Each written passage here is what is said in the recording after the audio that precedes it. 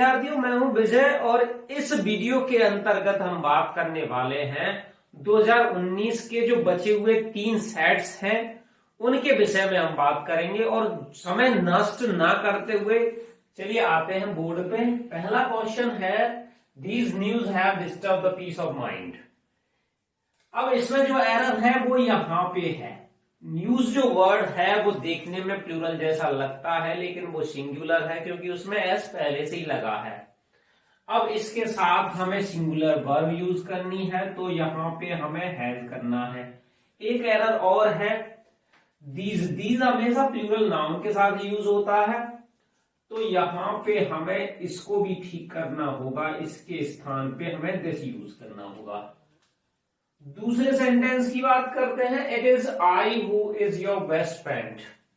मैं ही हूं जो तुम्हारा सबसे अधिक अच्छा मित्र हूं, या मैं ही तुम्हारा सबसे अधिक अच्छा मित्र हूं। इस सेंटेंस में जो एरर है वो भी वर्ब का ही एरर है। जनरली जब कोई आरपी रिलेटिव प्रोनाउन यूज होता है तो उससे पहले जो एंटीसीडेंट होता है वर्ब उसके अनुसार प्रयुक्त होती है। अब हु का एंटीसीडेंट है आई। अब आई के साथ कभी इज यूज नहीं होता है, तो आई के साथ हमें यूज करना है एम। इस प्रकार ये सेंटेंस करेक्ट हो जाएगा, it is I who am your best friend. तीसरा सेंटेंस है, being a cold night I stayed in my house. इस सेंटेंस में भी वही एरर है जो हम पहले बात कर चुके हैं। पार्टिसिपल से वाक्य को तभी स्टार्ट किया जा सकता है जब दोनों का सब्जेक्ट एक ही व्यक्ति है, लेकिन यहां इसका सब्जेक्ट आई है और ये एक कोल्ड नाइट वेदर की बात हो रही है या टाइम की बात हो रही है। तो हमें क्या करना होगा, इसके पहले इट लगाना होगा। It being a cold night I stayed in my house.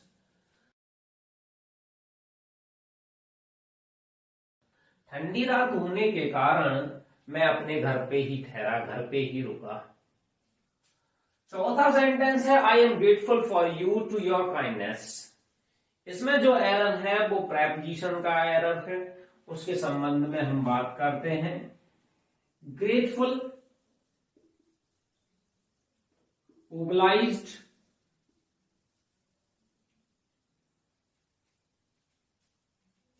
और थैंकफुल, तीनों का मतलब होता है आभारी होना। अब इनके साथ दो प्रेपोजिशन लगते हैं। जब हम किसी व्यक्ति के आभारी होते हैं तो हम किसी का आभारी होना तो हम यूज करते हैं टू। किसी बात के लिए, किसी चीज के लिए आभारी है,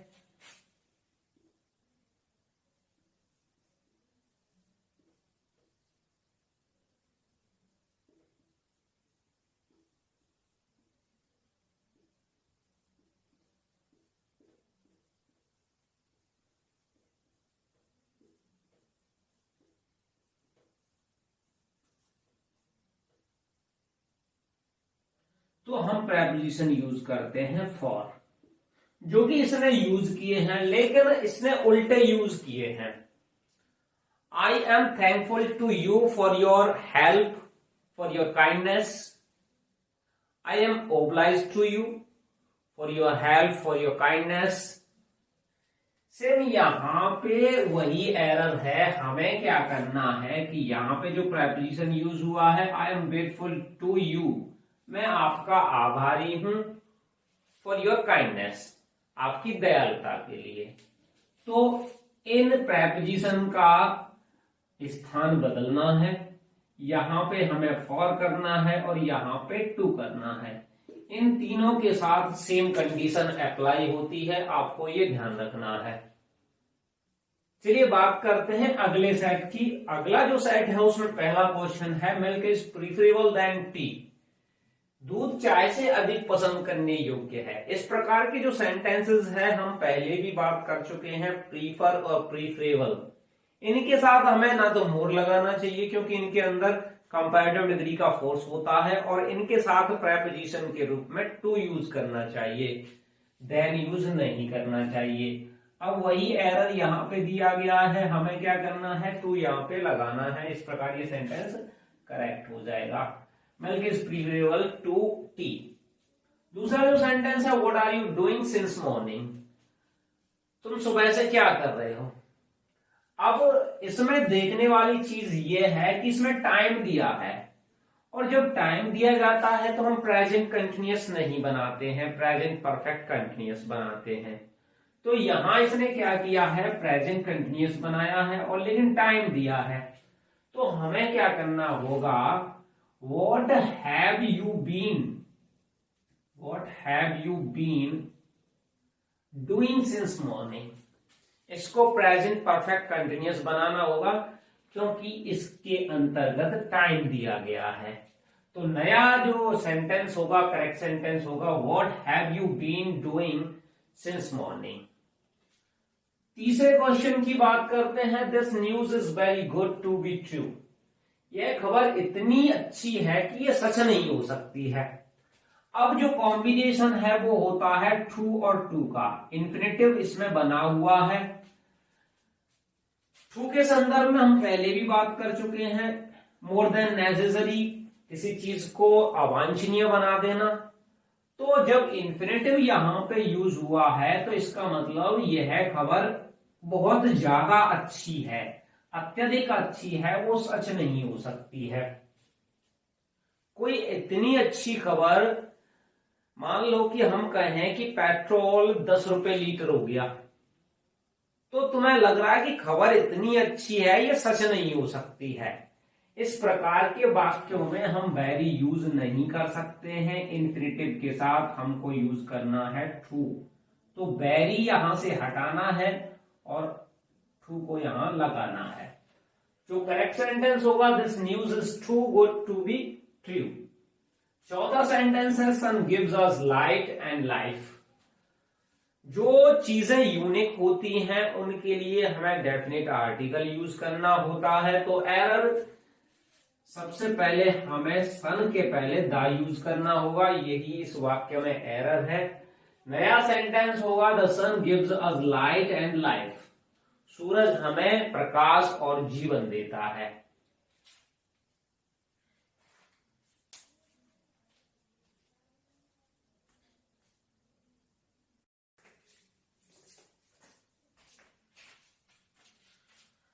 अगले और अंतिम सेट की बात करते हैं।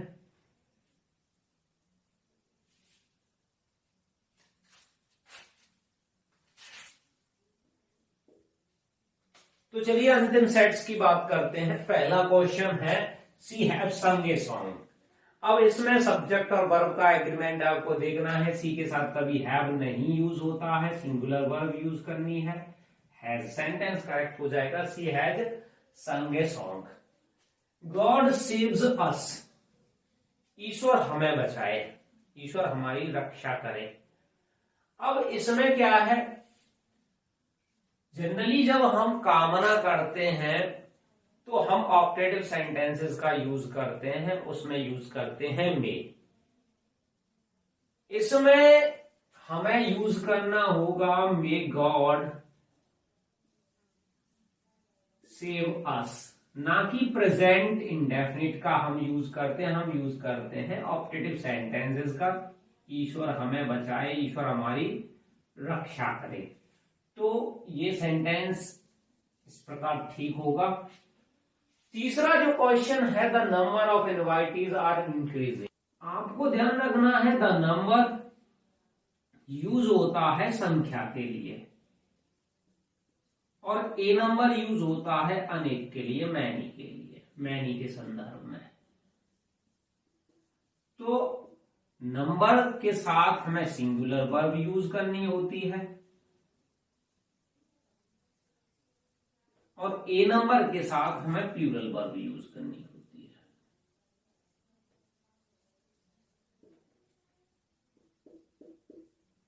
अब इसमें the number of invitees are increasing, निमंत्रणकारियों की संख्या बढ़ रही है। अब इसमें इसका जो सब्जेक्ट है वो है नंबर, संख्या। क्या बढ़ रही है? संख्या। अगर सब्जेक्ट से वर्ब का एग्रीमेंट करें तो यहाँ पे आर यूज नहीं करना है, हमें सिंगुलर वर्ब यूज करनी है is. The number of advertise is increasing. अगर ए नंबर होता है तो उसके साथ प्लूरल वर्ब लगती है, द नंबर के साथ सिंगुलर वर्ब लगती है। अगला और अंतिम सेंटेंस है many a boy are playing in the field. Many a boy, इसका भी एक स्ट्रक्चर आपको ध्यान रखना है। यदि किसी वाक्य में मैनी प्लस ए यूज हुआ है तो उसके साथ हम सिंगुलर सब्जेक्ट यूज करते हैं,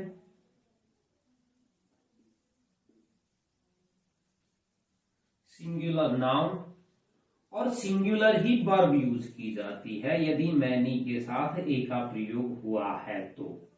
ये आपको स्ट्रक्चर ध्यान रखना है। लेकिन यदि मैनी प्रयुक्त होता है विदाउट ए के तो यहां पे प्लूरल ही नाउन यूज होगा और प्लूरल ही वर्ब यूज होगी। ये भी आपको स्ट्रक्चर ध्यान रखने हैं। एक आर्टिकल की वजह से उसका पूरा सेंस चेंज हो सकता है और आपका सेंटेंस इनकरेक्ट हो सकता है। तो दोनों का सेंस सेम होगा लेकिन स्ट्रक्चर अलग अलग है। अब यहां पे मैनी ए यूज किया गया है, उसके साथ सिंगुलर नाउन भी यूज किया है, लेकिन इसने जो वर्ब रखी है वो सिंगुलर यूज नहीं की है। तो आर के स्थान पे हमें सिंगुलर वर्ब इज रखनी है। इस प्रकार सेंटेंस करेक्ट हो जाएगा। Many a boy is playing in the field, ये करेक्ट सेंटेंस होगा। यदि वीडियो आपको यूजफुल लगता है तो कृपया लाइक करें और सब्सक्राइब करें। धन्यवाद।